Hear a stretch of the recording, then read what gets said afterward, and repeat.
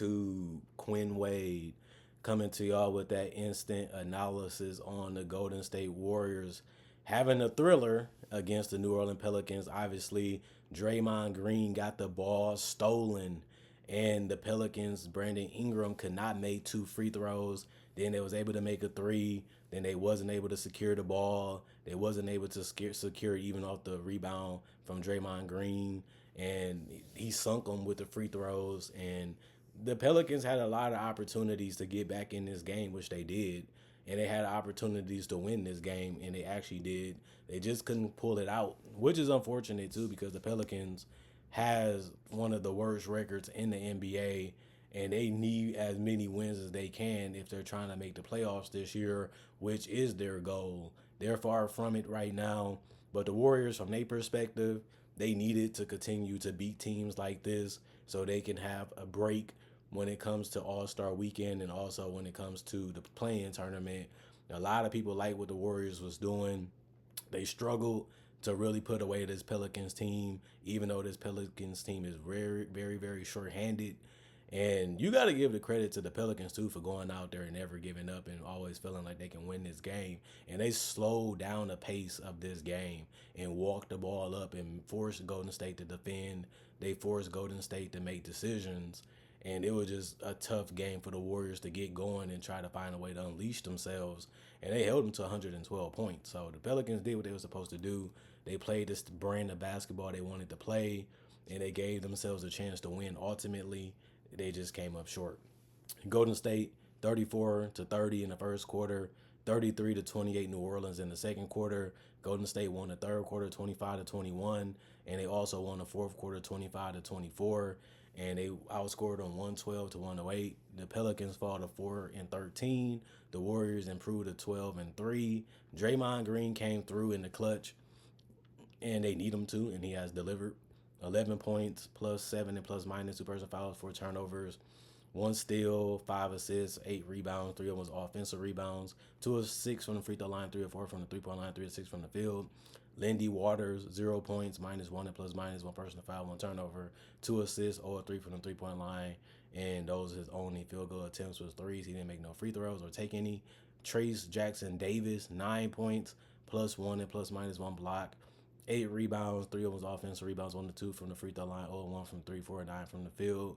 Andrew Wiggins, 30 points. He was huge in this game from the 3-point line, from the free throw line, from just being at the right space at the right time and just taking advantage of it and scoring. He was really good. And when they need Wiggins to step up this year, he has been able to do it, which is something that's beautiful to see. Plus 3 and plus minus, 4 personal fouls, 2 turnovers, 1 block, 1 steal, 4 assists, 3 rebounds, 1 offensive rebound, 9 of 9 from the free throw line, 3 of 5 from 3, 9 of 14 from the field. Wardell Stephen Curry with the 19 points, plus 4 and plus minus, 3 personal fouls, 4 turnovers, 1 block, 1 steal. He did have 7 assists and 7 rebounds, 3 of 3 from the free throw line, 4 of 7 from 3, 6 of 13 from the field. I think Steph he's blessed to have the teammates that he has, where he didn't have a bad game. He didn't shoot the ball terribly bad. He just didn't really need to do much because his team was able to do so much for him, playing off of him and using his energy and his activity and his knowledge and understanding of where he should be going and what he should be passing to the entire game. And they just made the right decisions, and it just shows you that this is a different team around Steph. They never function and play like this. And it's just good to see guys like Wiggins step up, guys like Draymond step up even offensively and just relieve it from Steph. Because Steph just hasn't really have to be the old Steph or the aging Steph. He just had to be a normal Steph just for them to win games. And that's the reality of this team. Jonathan Kuminga was 3 of 10 from the field, 0 of 2 from 3, 1 of 2 from the free throw line, 4 rebounds, 2 assists, 1 block, 1 turnover, 1 personal foul, minus 1 and plus minus 7 points. Kevon Looney, 4 points, plus 3 and plus minus 2 personal fouls, 1 assist, 7 rebounds, 2 of them was offensive, 2 of 2 from the field. Kyle Anderson, 2 points, minus 8 and plus minus 3 turnovers, 1 rebound. It was offensive, 0 1 from the free throw line, 1 1 from the field. Buddy Hield, he was 3 of 10 from the field, 2 of 7 from three, but he also was 4 of 4 from the free throw line. He had 6 rebounds. One of them was offensive. Um, he did have 3 personal fouls. He was plus 10 and plus minus. He had 12 points, which was the most off the bench. But he has cooled down the last couple games, considering how great he started the season. But he has been also another guy that they don't really need as much. Um, to be having eruptions. It's good to have that option. It's good that he can be able to do it, and you know it because you've seen it throughout the season. But he doesn't really have to have huge, humongous games for this team to win either. Gary Payton II, 4 points, plus four and plus minus, 1 personal foul, 2 steals, 2 assists, 1 rebound. One of them was offensive, all one from the 3 point line, 2 of 4 from the field.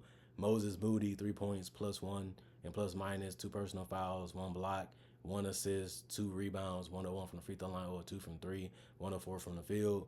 Brandon Przinski, 11 points, -3 and plus minus, 1 turnover, 3 assists, 5 rebounds. Two of them was offensive rebounds, 101 from the free throw line, 0 5 from three, 5 of 11 from the field. The rest of the guys was either ruled out injuries or they didn't play because the coaches made that decision. 39 of 87, 44% from the field, 12 of 37, 32% from three, 22 of 29, 75% from the free throw line. A 52 rebound game for them, 27 assists, 5 steals, 5 blocks, 16 turnovers, and 19 personal fouls. And then we look at the Pelicans. Brandon Ingram, he did what he can do. This man has had a fantastic season, and he's showing why we felt that he should be number two in that draft. And this is why he plays at his own pace. He knows how to get to his spots. He uses his length and his size to his advantage. I wish he would have drove straight to the basket instead of passing in the fourth quarter. I think he could have tied the game up there. You don't really want to leave the ball in Steph Curry's hands, which makes sense to be able to go for the lead or tie. But you also don't want to lose the way that they lost, where nothing really makes sense anymore because you missed 2 free throws and you gave up the ball and the guy shot the three. And then you look at it like, man, Robinson Earl, I really wish you would have just waited a little bit longer because we still had enough time. He seemed like he was just trying to do a gun check, which is basically he tried to shoot the ball because he had enough room and he was confident that he can make it.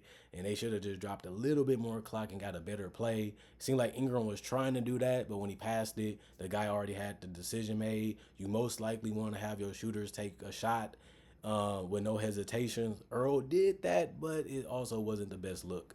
18 points for Ingram, -2 and plus minus, 2 personal fouls, 4 turnovers, 2 blocks, 7 assists, 3 rebounds. One of was offensive, 2 of 4 from the free throw line, 2 of 7 from three, 7 of 16 from the field. Daniel Tice, 3 points, -8 and plus minus, 3 personal fouls, 2 assists, 5 rebounds. One of was offensive, 1 of 3 from the 3 point line, 1 of 5 from the field. Trey Murphy, 24 points, -4 and plus minus, 2 personal fouls, 1 block, 4 assists, 4 rebounds. One of them was offensive, 1 of 2 from the free throw line, 5 of 9 from the 3 point line, 9 of 17 from the field. Alfred Payton, is good to see him back. He signed a contract with the Pelicans. They immediately let him start playing, and it's been a decent pickup for them because he played 26 minutes and he did what he usually does, and that's defend a little bit and play make. 4 points, +5 and plus minus, 3 personal fouls, 2 turnovers, 3 steals, 4 assists, 3 rebounds, 2 of 6 from the field. Javante Green, 15 points, -4 and plus minus, 4 personal fouls, 1 turnover, 1 block, 1 steal, 2 assists, 4 rebounds, 2 of 3 from the free throw line, 1 of 3 from the 3 point line, 6 of 9 from the field. Jeremiah Robinson Earl had 19 huge points. Not only that, he had 12 rebounds, so a double-double for him. +12 and plus minus, 3 personal fouls, 2 steals, 1 assist. 3 of his rebounds were offensive. 4 of 4 from the free throw line, 1 of 3 from the 3 point line, 7 of 11 from the field. Trey Jemison third, 2 points, -7 and plus minus, 2 personal fouls, 1 steal, 4 rebounds. One of was offensive, 0 1 from the free throw line, 1 of 1 from the field. Brandon Boston Jr., 16 points, -16 and plus minus, 4 personal fouls, 2 turnovers, 1 block, 2 steals, 7 assists, 5 rebounds. 3 of was offensive. 3 of 4 from the free throw line, 1 of 6 from three, 6 of 13 from the field. Antonio Reeves, 1 point, -8 and plus minus, 1 personal foul, 1 assist, 2 rebounds. 2 of them was offensive, 1 of 2 from the free throw line, 0 of 3 from the 3 point line, 0 of 5 from the field. And Jordan Hawkins, 6 points, 1 personal foul, 1 block, 1 steal, 1 rebound. It was offensive rebound. 1 or 2 from the free throw line, 1 or 5 from three, and 2 or 9 from the field. The rest of the guys, as we know, have had too many injuries, which is the Pelicans. There is no point in even naming them. They missed so many guys. I wanted to see a little bit more out of Jordan Hawkins. He has been a good scorer for them, and I thought that they needed him to help Ingram sometimes, even though Trey Murphy really did a great job of that today. But Hawkins shooting 2 for 9 and 1 of 5 from three was just a huge disappointment because he's been one of their most consistent players when it comes to scoring off the bench. And it was just good to see other guys step up like Brandon Boston, Jeremiah to help out Ingram because it seemed like he was like out there on the island. Like, I don't know who to give it to, who to pass it to because they keep giving me the ball and trying to make me make the decision when I need them to step up too. And guys started doing it throughout the game. And this was a game where it was close throughout the whole game. It wasn't any massive, huge, big leads that they had to come back from. They played the Warriors real well and they forced them to play their style of basketball a little bit too. But the Pelicans just ran out of gas. They just couldn't score. They just couldn't get the shots that they needed to fall even in a spurt. And that's the main reason why they lost this game. But 41 of 92, 44% from the field, 12 of 39, 30% from three, 14 to 22, 66 from the free throw line. Those 2 missed free throws by Brandon Ingram probably might be the reason they lost this game because they had so much time left still. And they did play great defense to get the steals on the inbound passes. The game just turns out different for that reason because you be in semi-transition with them still backpedaling. 43 rebounds, 28 assists, 10 steals, 9 blocks, 9 turnovers, 25 personal fouls, and they just lose this game by 4. But it was overall a great game to watch. Other than that, I'm going to end this one early. Comment, like, subscribe, share, hit the notification bell for more analysis. If you're new to the channel, you just found out I do NBA content only, and I do analyst work, and analysis is what I do. That's my fancy way of saying it, and it actually has become a world phenomenon in the last couple of years. But I would say I do breakdowns of legends, current players, rookies, and also do variety of conversation type of videos. So if you love this type of content, this is the channel for you. Most people will recommend it, and they all usually do, even in my face, because they love the content so much. They want to ask me even more questions when they see me in person, and it's hilarious how I always got something new to say each and every day, even if I seen you. That's just the person that I am, and that's just how my mind works. So other than that, see you guys later today, hopefully.